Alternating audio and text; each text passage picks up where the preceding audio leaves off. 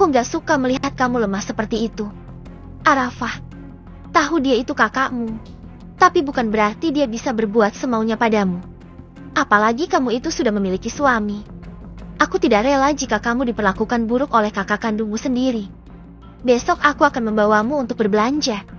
Jangan tanya dapat uang dari mana. Karena demi Tuhan uang yang aku dapatkan ini halal.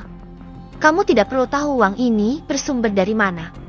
Dan kamu tidak perlu khawatir aku bisa memberikanmu pakaian dan apapun yang kamu butuhkan jauh lebih baik daripada yang dia berikan padamu. Tegas Reval sambil mendengus kesal. Arafah tampak terenyuh mendengar perkataan Reval. Walaupun dia hanya suami sementara, tapi dia begitu perhatian padanya. Terima kasih abang. Tapi sikap Kak Arumi tidak perlu ditanggapi dengan begitu serius. Kami memang seperti itu dari semenjak kami kecil. Sebenarnya Kak Rumi sangat baik dan perhatian. Kecap Arafah lagi-lagi membelanya. Hingga membuat Reval tak tahan mendengar, dia pun pergi dari kamar itu tanpa pamit. Abang mau kemana? Ini sudah malam bang. Sergah Arafah. Kamu tahu kan, aku tidak bisa tidur sama sekali. Walaupun aku berusaha memejamkan mataku, tapi kamu tidak perlu mengkhawatirkan aku. Dan jangan menyusulku seperti tadi. Aku sangat malu. Ucapnya mengultimatum, kemudian dia pun melalenggang pergi. Lagi-lagi Arafah tak dapat mencegahnya, ada rasa kesal di dadanya. Dia ingin kembali menyusulnya. Namun Arafah malas jika harus kembali berdebat dengannya. Reval sudah hampir sebulan ini tinggal di desa kecil itu, yang sebagian besar penduduknya terdiri dari para petani, dan dia lumayan betah tinggal di tempat itu. Apalagi ada preman-preman desa yang sangat menyeganinya. Meskipun mereka terlihat menakutkan, Reval tak gentar menjalin hubungan baik dengan mereka. Di mata Reval, mereka hanyalah manusia biasa yang ingin mencari kebahagiaan dan persahabatan sejati. Oleh karena itu, dia sering menghabiskan malamnya dengan berkumpul bersama preman-preman di pos ronda. Malam itu tidak berbeda dengan sebelum-sebelumnya. Di tengah cahaya remang-remang, Reval duduk di antara preman-preman tersebut. Ada Bopeng yang memainkan gitar miliknya. Suaranya lumayan merdu dan lirik yang ceria menciptakan suasana hangat di antara mereka. Bahkan, preman-preman yang tadinya tampak serius kini berubah menjadi sosok yang kocak dan ceria. Kok ditinggal lagi bos? Istrinya. Entar nyamperin lagi ke sini. Pasti bakal belum bos. Minimal 5 ronde kalau pengantin anyar mah. Ujar Ye sambil terkekeh. Reval tak menjawab pertanyaannya. Dia tampak asyik merokok. Kok aneh si bos malah mau ngumpul sama kita-kita. Bukannya menikmati malam-malam pengantin. Kalau aku jadi si bos nggak keluar-keluar kamar. Apalagi dapat istrinya yang spek bidadari. Enggak kayak elu ya. Ye. Dapat istri dah kayak karung beras. Hahaha. Guyon Bopeng. Jangan ngatain istri gua sembarangan. Cuy. Gitu-gitu juga goyangannya madep. Depan belakang asoy geboy. Belaye. Mereka yang mendengarnya langsung terbahak-bahak. Terus lu ngapain di sini? Kenapa nggak kelonan? Tanya preman lain. Lagi pulang kampung. Lu aja di sini gua kelonin. Jawab Ye sambil mengedipkan satu matanya. Nejung. Dah, gua jelek-jelek gini masih normal, walaupun jomblo. Tapi gua juga pengen kayak si bos. Dapetin istri Showhut. Ucap Wowo sambil berdecak sebal. Duduk di samping Reval.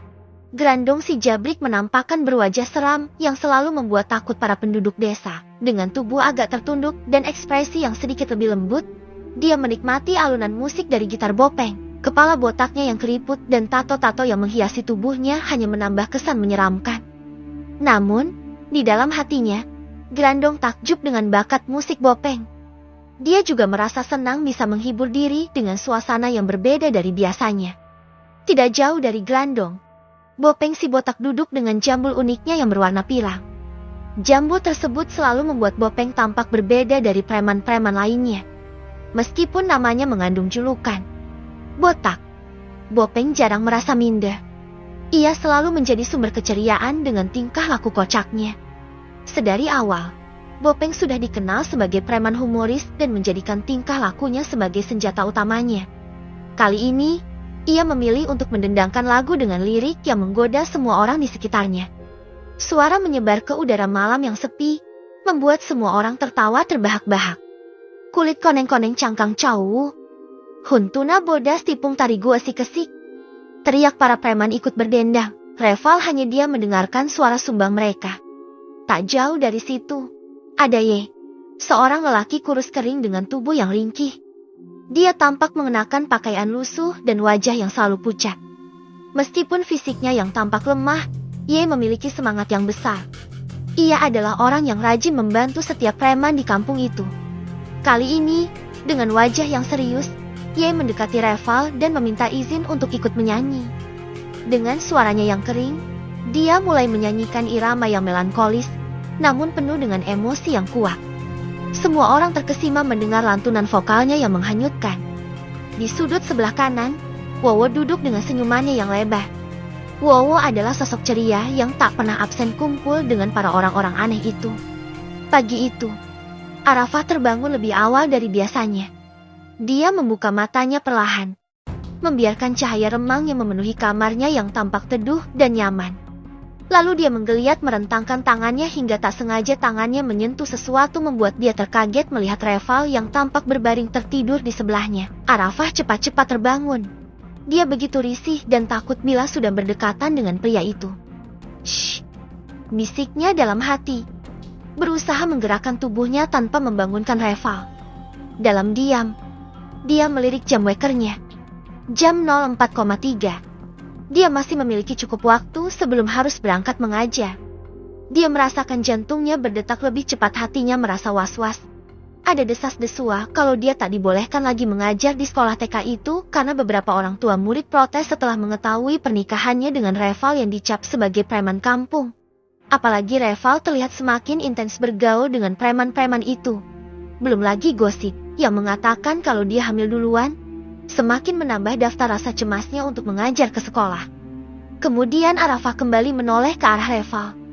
Dia tampak begitu tenang, seolah tidak ada beban apapun yang mengganggu tidurnya. Lelaki yang selalu terlihat santai, seolah bebas dari segala kekhawatiran. Sejenak, Arafah merasa iri. Dia ingin tidur lagi, lupa sejenak akan masalah yang mungkin akan dihadapinya. Tapi dia tahu, dia tidak bisa. Dia menghela napas panjang, kemudian beranjak perlahan dari tempat tidur.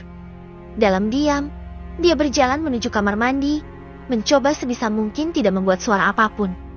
Setelah membersihkan diri dan mengenakan seragam guru TK, Arafah berdiri di depan cermin. Dia memandangi pantulan dirinya sendiri, mencoba memantapkan hatinya. Semangat, Fah. Semuanya akan baik-baik aja.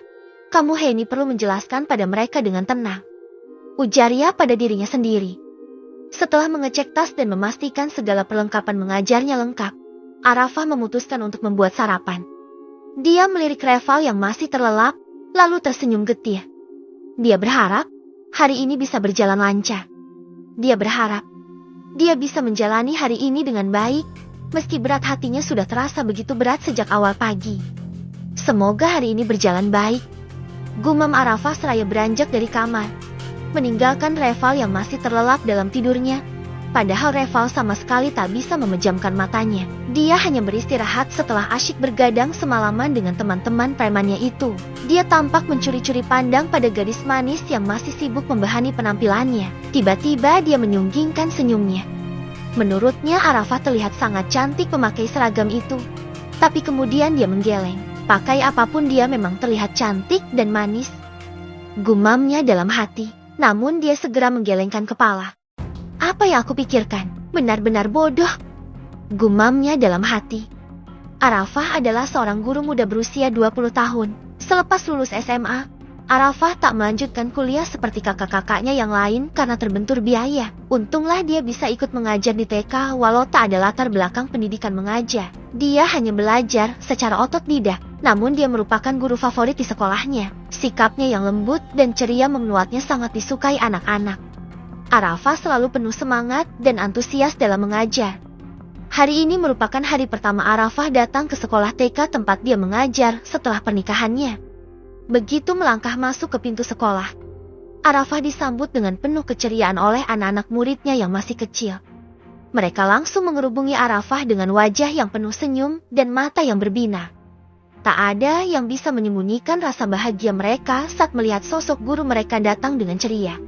Namun, di balik keceriaan anak-anak muridnya, Arafah merasa ada pandangan sinis yang diarahkan kepadanya oleh orang tua murid.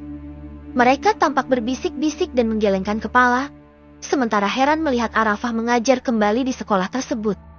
Kabar bahwa Arafah menikahi seorang preman telah menyebar di antara orang tua murid.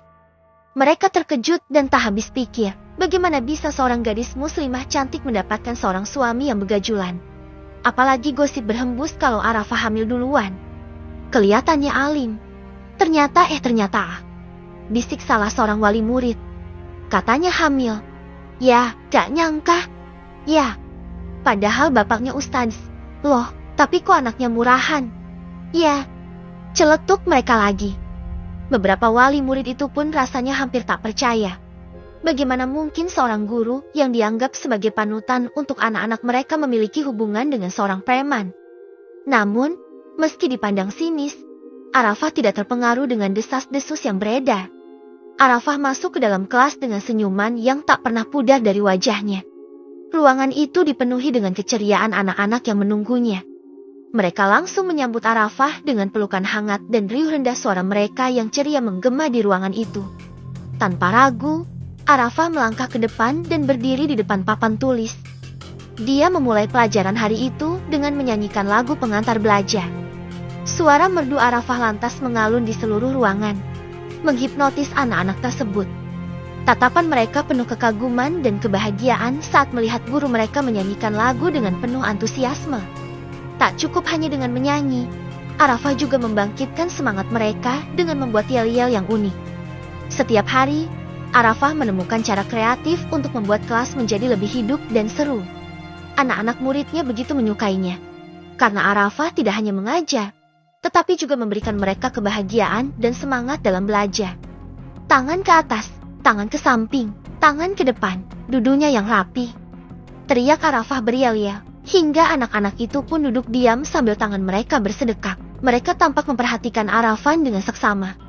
Dalam kelas, suasana hangat dan penuh canda tawa selalu terasa. Setiap kali Arafah memasuki ruangan, anak-anak langsung bergembira. Mereka berlomba-lomba ingin berbicara dengan Arafah dan berbagi cerita. Arafah dengan sabar mendengarkan dan memberikan perhatian kepada setiap anak. Dia selalu memberikan pujian dan dorongan kepada mereka, membangkitkan rasa percaya diri dan motivasi mereka untuk belajar. Tak peduli dengan pandangan sinis yang diterimanya dari orang tua murid, Arafah tetap menikmati pekerjaannya sebagai guru. Setelah beberapa jam berjalan, murid-murid TK berbaris rapi. Mereka bersiap untuk pulang. Para orang tua murid sudah berkerumun bersiap menjemput anak-anak mereka. Arafah melepas anak-anak kecil itu dengan senyum dan mereka pamit dengan mengecup tangannya dan dengan lambaian tangan kecil mereka. Arafah membalas dengan senyum lelah dan melambaikan tangan. Namun, di balik senyum itu, Arafah merasa gugup karena melihat seseorang sedang menunggunya. "Bu guru, siapa itu?" tanya salah satu muridnya, menunjuk ke arah pintu gerbang sekolah. Arafah menoleh dan memandang sosok yang sudah dikenalnya itu. Reval, dengan jaket hitam dan celana jeans, tampak menonjol di antara orang tua murid yang lain. Dia berdiri di samping motor tua, rokok di mulutnya dan wajah tanpa ekspresi. Beberapa orang tua murid tampak terkejut dan memandang Arafah dengan tatapan aneh. Beberapa bahkan memberikan tatapan sinis dan bisikan-bisikan tak menyenangkan terdengar. "Oh, itu suami premannya?" salah seorang ibu murid bertanya dengan nada sinis. "Itu suaminya, Bu, yang preman itu." "Ya." Arafah merasakan hatinya bergetar. "Iya, Bu, dia suami saya. Tapi dia bukan preman, suami saya orang baik-baik," kata Arafah sambil tersenyum percaya diri. Kesal juga lama-lama suaminya selalu dicap preman, walaupun dia sendiri mengira kalau suaminya itu memang demikian. Namun entah mengapa dia merasa sakit hati dan tidak suka suaminya dicap seperti itu. Beberapa murid tampak terkejut sambil menatap Reval dengan tertegun. Ada juga yang ketakutan yang langsung memeluk orang tuanya. Ada juga yang tertawa. Ada pula yang menangis. Para guru lainnya tampak tertegun sambil memperhatikan Reval dengan seksama. Reval kemudian berjalan mendekati Arafah dan memberikan senyuman hangat padanya. "Arah, ayo kita pulang," ujarnya santai. Semua orang tampak terdiam, menatap mereka berdua. Atafa segera menarik tangannya. melipir dari kerumunan para ibu-ibu dan anak-anak muridnya. "Siapa yang minta abang datang ke sini?" bisiknya kesal. "Kenapa memangnya? Kamu malu?" tanyanya. "Bu, bukan begitu. Abang, harusnya abang kasih tahu dulu kalau mau datang," bisiknya lagi sewak. Dalam hati dia benar-benar merasa malu, apalagi sejak kedatangannya ke sekolah para ibu-ibu itu tampak sinis padanya. "Ayo pulang sayang," ujar Reval sambil merentangkan tangannya ke arah Arafah. Arafah berdiri dengan wajah merah padam. "Ih, abang apa-apaan sih? Kedengeran orang lain malu," ucapnya berbisik-bisik. Reval tersenyum kecil. Sekolah yang biasanya sepi setelah jam belajar kini dipenuhi dengan desas-desus dan tatapan penasaran dari siswa dan guru yang tersisa. Reval mengayunkan kaki kirinya ke belakang, duduk tegak di atas motor butut milik Bopeng, salah satu preman yang kini tunduk pada komandonya. Motor tua itu menggeram keras, membuat tanah di bawahnya bergetar. Arafah melihat suaminya itu, berpenampilan khas dengan jaket kulitnya dan rambut acak-acakannya. "Kenapa penampilannya kayak gini, Bang?" bisik Arafah dengan malu-malu. Wajahnya semakin merah ketika beberapa anak didiknya melambaikan tangan dan berteriak, Om preman!" teriak anak-anak itu. Reval hanya tersenyum, menunjukkan barisan gigi putihnya yang kontras dengan kulit sawo matangnya. "Biarkan mereka melihat. Aku suka perhatian," jawabnya dengan nada santai, membuat Arafah memutar matanya. "Kenapa abang tiba-tiba datang ke sini?" tanyanya bingung. "Kan, aku sudah janji untuk mengajakmu belanja," ucap Reval. "Ya sudah abang, tunggu sebentar. Tunggunya jangan di depan sekolah, agak jauhan ajak bang, di kebun sana aja." Tunjuk Arafah ke arah kebun sepi yang banyak pohon rindang, agar lelaki itu tak jadi pusat perhatian. Dengan berat hati, Reval berbalik dan menuju tempat yang Arafah tunjukkan. Padahal dia sudah semangat ingin mengajak Gadya itu belanja. Tapi tanggapan Arafah sangat ketus. Di antara cibiran dan tatapan sinis, Arafah kembali ke kelas. Syukurlah sebagian murid-murid sudah pulang bersama orang tua mereka. "Gila ah, kirain beneran preman, gak taunya preman tampan," colek Siti, rekan seprofesinya. Arafah hanya tersenyum simpul. "Kenal di mana?" "Fah, ganteng banget, asli. Kalau preman modelannya kayak gitu, aku juga rela, Fah," ujar Siti. "Hush, suamimu Mai dikemanain? Antara kedengar bisa si pecat jeti istri," timpal Arafah. "Tuker tambah aja. Fah, mas suamiku, hihi. Emangnya panci butut, tuker tambah segala." Arafah memutar bola matanya dengan malas. Dalam hati Arafah tampak senang, meskipun Reval tampak keras dan dingin. Tapi Arafah merasa ada sisi lain darinya yang hangat dan perhatian. Dia merasa lega, seolah semua beban di pundaknya hilang sejenak. Reval, suaminya, telah datang menjemputnya. Segera setelah dia membereskan barang-barangnya, Arafah segera keluar untuk menemui sang suami. "Cie-cie, pengantin baru langsung on the way jalan-jalan nih. Aku jadi iri. Fah, jadi pengen nambah suami," gurau Siti sang sahabat sambil terkikik geli. "Ya udah nambah. 2 atau 3. Arafah langsung menutup mulutnya menahan tawa. "Udah jangan ngebanyol mulu. Tuh ayang dah nungguin." Siti menunjuk Reval dengan dagunya. Lelaki itu kembali menghampiri Arafah. Reval dengan santai menyalakan mesin motor jelek yang terparkir di sampingnya. "Ayo nih, Fah," katanya sambil menepuk jok motor yang sudah lusuh itu. Sebentar," ujar Reval. Kemudian tiba-tiba Reval menepuk-nepuk kepalanya yang berbalut hijab itu dengan lembut. Arafah berjengkit untuk menghindari sentuhannya. "Ada semut di kepala kamu," ucapnya sambil menatap datar gadis itu. Membuat Arafah malu sendiri. Dia pikir Reval akan melakukan apa, pikirnya. Begitu mesin motor menyala, Arafah langsung menaiki motor itu. Meski ragu, Arafah duduk menyamping.